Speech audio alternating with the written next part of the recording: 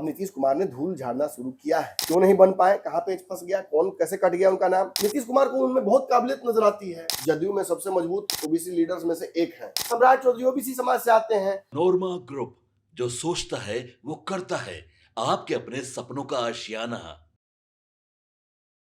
जी। और अगर उस कारण से वो बने हैं तो विजेंद्र यादव की जाति में का वाला कारण कैसे फिर हम समझाएं, कैसे, यही पेच है, समझना होगा। विजेंद्र यादव की राजनीतिक जो अब तक रहा है उनका सफर, उसको देखिए। कई बार विधायक एक ही जगह से, कई बार मंत्री एक ही विभाग से, और हाल का आखिरी बयान उनका याद कीजिए। वो तो राजनीति छोड़कर जा रहे थे, अगली बार तो वो चुनाव वैसे भी नहीं लड़ेंगे, और कह भी दिए थे वो। उनका स्वास्थ्य भी राजनीति लायक नहीं है अब, और राजनीतिक पदों पर बैठने लायक नहीं है, मंत्री बनने लायक नहीं है, विधायक बनने लायक नहीं है, ये उन्होंने खुद माना है। और अगर उसके बावजूद उनको डिप्टी सीएम बनाया गया है तो लल्लू थोड़ा समझो। और उन्होंने कहा भी था सर, जो सूत्रों के हवाले से खबर निकल कर आ रही थी कुछ समय पहले, कि नीतीश कुमार अगर बिहार की राजनीति से संन्यास लेंगे तो हम भी बिहार की राजनीति से संन्यास ले लेंगे। लेकिन ये तो उपन्यास हो गया, ये संन्यास है ही नहीं। एक छोटी सी कहानी बताता हूँ इस परिस्थिति को समझाने से पहले। आप मेरी बगल वाली कुर्सी पर बैठे हैं, आपको थोड़ी देर में घर जाना है, आपका समय हो चुका जाने के घर। मुझे डर है कि इस कुर्सी पर अगर आप उठ जाते हैं कि मुझे थोड़ी देर के लिए उधर जाना है, अगर इस कुर्सी पर आप नहीं बैठे रहेंगे तो वो आके बैठ जाएंगे। बिल्कुल, कुर्सी खाली है। तो मैं आपसे क्या कहूंगा कि आपको जाना तो है ही घर, 5 मिनट यहाँ बैठ जाइए ना, ताकि वो ना बैठ सके, और फिर जब हम आ जाएंगे तो आप कुर्सी छोड़ दीजिएगा, आप बैठा लीजिएगा, यही ना। अब इस कहानी को हम दूसरे परिप्रेक्ष्य में समझाते हैं। सच बात है कि Vijay Chaudhary was obvious choice. Vijendra Yadav एकाएक वाइल्ड कार्ड एंट्री। कहां से आए?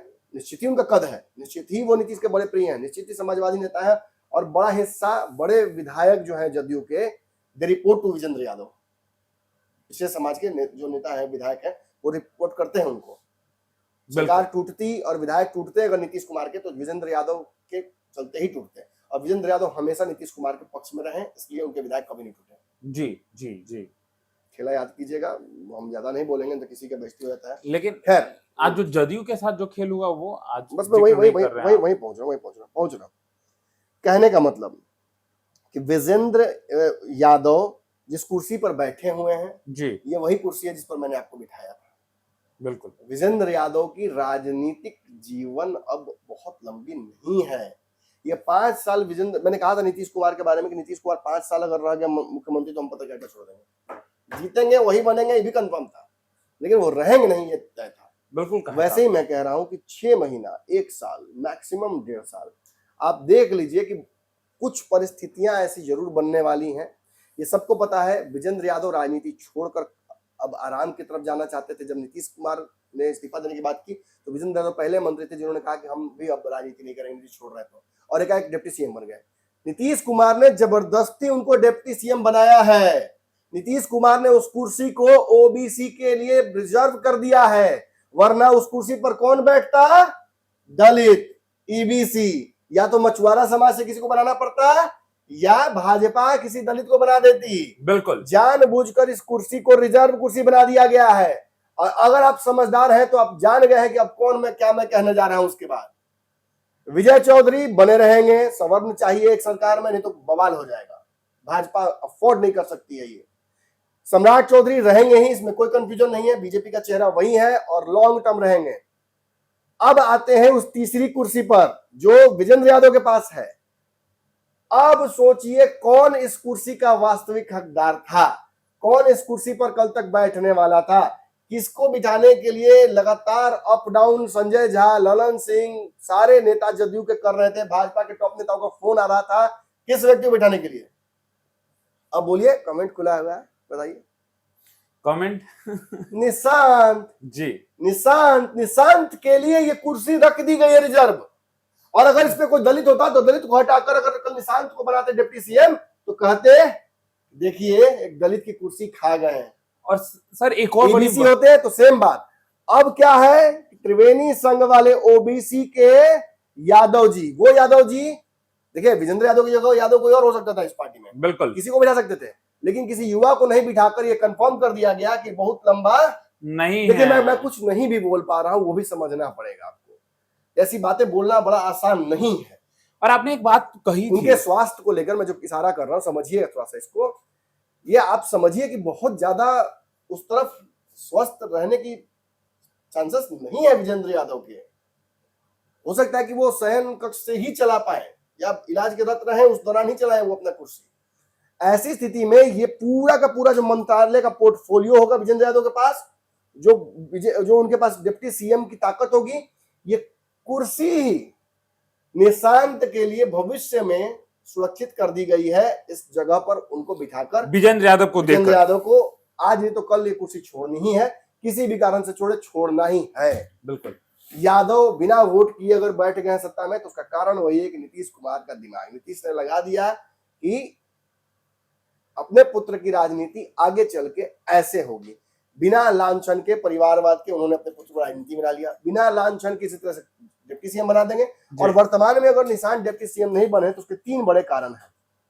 एक, परिवारवाद का सीधा सीधा आरोप लगने लगा था उनके पार्टी में आते ही, अभी तो वो डिप्टी सीएम बने भी नहीं थे, अभी कुछ हुआ भी नहीं था और आरोप इतना कुछ लगने लगा था। नीतीश कुमार ने इसे बर्नआउट करने के लिए चर्चा को समय दे दिया जी। फिलहाल सारा फोकस सम्राट के ऊपर है, नीतीश कुमार ने कितना बड़ा दान किया इसके ऊपर है। और धीरे धीरे एकाएक पार्टी निशांत से तक सोचेगी ही नहीं है। आप भी जानते हैं, हम भी जानते हैं, वो विद्रोह देख लिया आपने।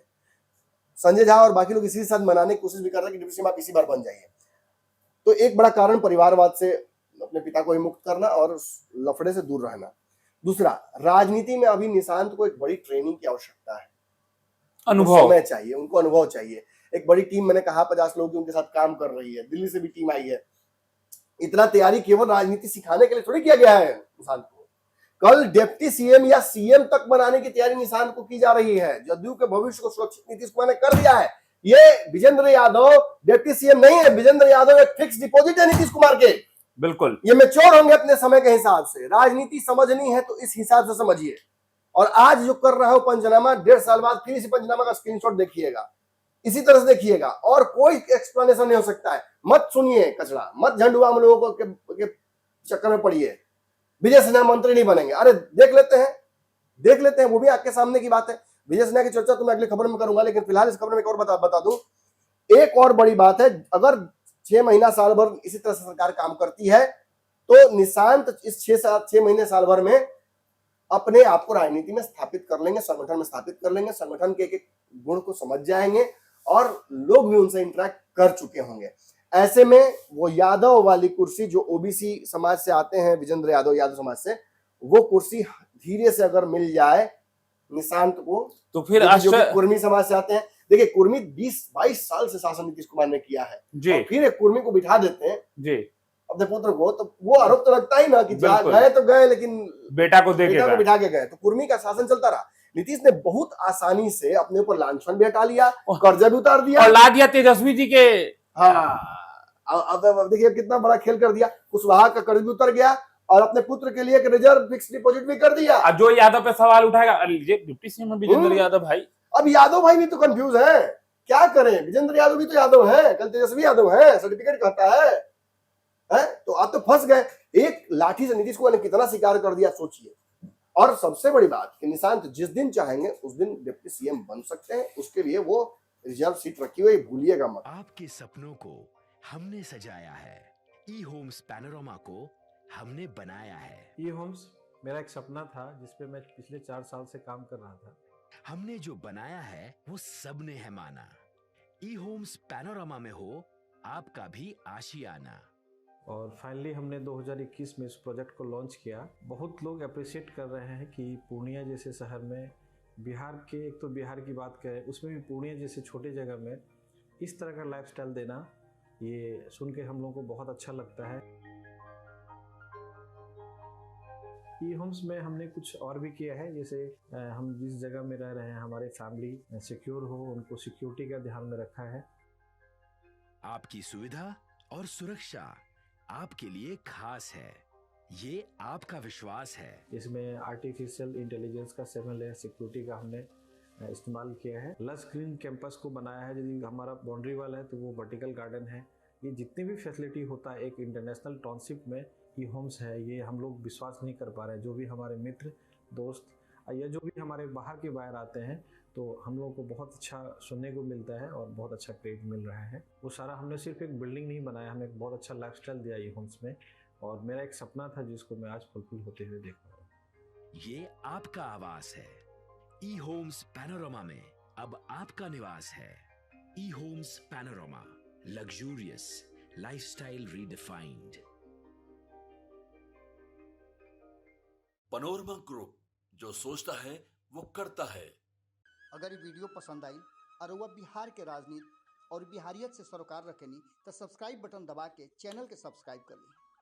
ओजे एगो घंटी बा, ओकरा बटन दबा देला से कुल सटीक और मारक खबर रुआ मुफ्त में मिल जाई। अगर रुआ पत्रकारिता के हमनी के नया प्रयोग में सहयोग कर चाहतानी तो ज्वाइन बटन दबा दी। पेटीएम नंबर नोट कर ली 9386816700।